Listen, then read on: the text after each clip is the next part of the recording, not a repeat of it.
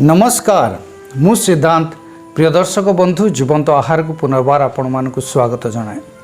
आसंतु आज ध्यान निमंते पवित्र बाइबल रु एब्री पुस्तक 7 अध्याय 1 पदरु 10 पद पर्यंत पाठ करिबा।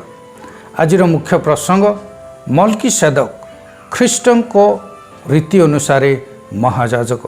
एठारे ए प्रकार लिखा जाए, एही मल्कीसेदक सालेमर राजा और परात्पर ईश्वर को याजक थिले।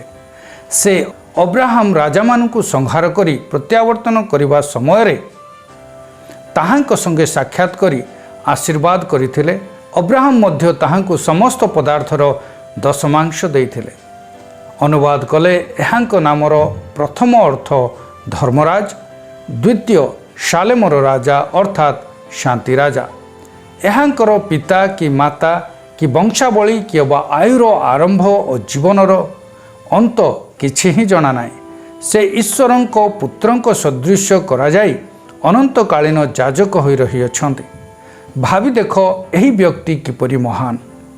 पितृकुलपति अब्राहम ताहांकु सर्वोत्कृष्ट लुटित द्रव्यर दशमांश सुधा देइथिले।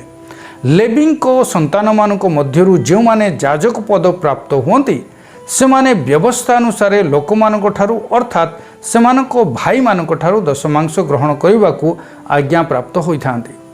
सेमाने अब्राहम को औरस जात हेले हैं सेमानको ठारू एहा ग्रहण करते।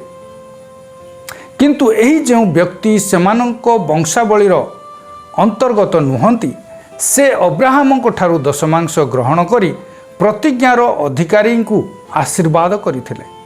सान जे बड़ ठारू आशीर्वाद प्राप्त हुए यह स्वीकार्य। ए स्थल रे मर्त्य मनुष्य माने दशमांश ग्रहण करिथांती, किंतु से स्थल रे ग्रहण करिथिबा व्यक्ति विषय रे साक्ष्य दिया जाए जे से अमर।